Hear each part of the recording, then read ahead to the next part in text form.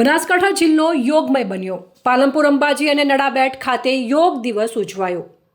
બનાસકાંઠા પ્રભારી તથા કેબિનેટ મંત્રી બળવંતસિંહ રાજપૂતના અધ્યક્ષ સ્થાને yoga for one earth one હેલ્થની થીમ સાથે પાલનપુર ખાતેથી 11મા આંતરરાષ્ટ્રીય યોગ દિવસની જિલ્લા કક્ષાની ભવ્ય ઉજવણી કરાઈ હતી।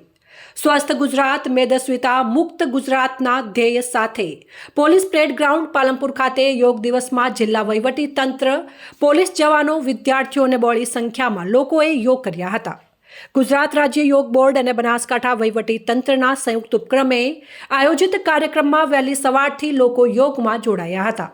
જિલ્લા કક્ષાની ઉજવણીમાં પાલનપુર ધારાસભ્ય અનિકેતભાઈ ઠાકર, ડીસાદ ધારાસભ્ય પ્રવીણભાઈ માળી, જિલ્લા કલેક્ટર મિહિર પટેલ, જિલ્લા પોલીસ અધિક્ષક અક્ષયરાજ મકવાણા, અધિક કલેક્ટર સીપી પટેલ, પાલનપુર પ્રાંત અધિકારી કમલ ચૌધરી સહિત સંબંધિત અધિકારીઓ, પોલીસ જવાનો, વિદ્યાર્થીઓ અને બહોળી સંખ્યામાં લોકો ઉપસ્થિત રહ્યા હતા।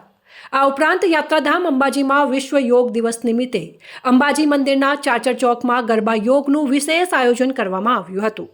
યોગ અને ગરબાના સંગમ સાથે વિશેષ યોગ ગરબા ચાચર ચોકમાં કરવામાં આવ્યા હતા, જ્યાં યાત્રિકો સાથે સ્થાનિક ગામ લોકોએ ગરબાના તાલ સાથે યોગ કર્યા હતા, જેમાં અંબાજી માતા મંદિર દેવસ્થાન ટ્રસ્ટના વહીવટદાર સહિત મંદિરના કર્મચારીઓએ પણ ગરબા યોગમાં ભાગ લીધો હતો।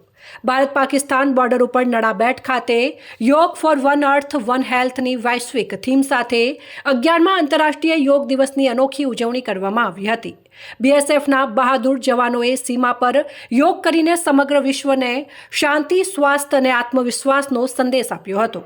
યોગ દિનની ઉજવણીમાં બહોળી સંખ્યામાં બીએસએફના જવાનો, સુઈગામ વહીવટી તંત્ર સહિત લોકો જોડાયા હતા અને વિવિધ યોગાસનોનો અભ્યાસ કર્યો હતો। સીમાવર્તી વિસ્તારમાં નડાબેટની નજીકના ગામડાના ગ્રામ્યજનો તેમજ વિદ્યાર્થીઓ પણ જોડાયા હતા અને યોગની મૂલ્યતા અંગે જાગૃત બન્યા હતા। યોગ દિવસ નિમિત્તે સુઈગામ પ્રાંત અધિકારી અરવિંદ કુમાર પ્રજાપતિ, બીએસએફના અધિકારીઓ, નાયબ મામલતદાર પ્રવીણ દાન ગઢવી સહિત બહોળી સંખ્યામાં જવાનો, ગ્રામ્યજનો અને વિદ્યાર્થીઓ ઉપસ્થિત રહીને યોગ કર્યા હતા।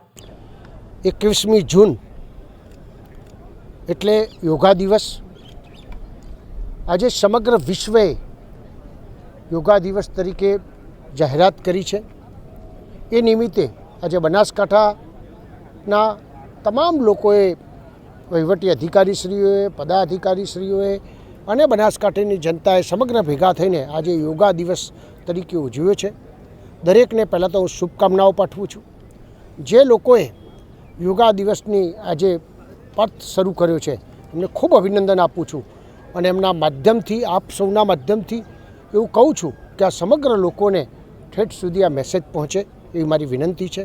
આજે યોગા દિવસ એટલે ભારતની પ્રાચીન જે આપણી સંસ્કૃતિ છે, વર્ષોથી, હજારો વર્ષોથી લોકો કહી શકે એનો પતંજલિ ગુરુજીએ જે શરૂઆત કરાવી હતી અને આદરણીય પ્રધાનમંત્રી નરેન્દ્રભાઈ મોદી સાહેબે સમગ્ર વિશ્વમાં 2015થી યોગા દિવસ માટેની જે થીમ્સ હતી આપણા ભારતની, એ લોકો સમક્ષ મૂકી, લોકો એને સ્વીકારી અને આજે યોગા દિવસ તરીકે ઉજવીને કરોડો લોકો જ્યારે પોતાનું સ્વાસ્થ્ય સારું રહે એ પ્રકારની વ્યવસ્થા થઈ છે।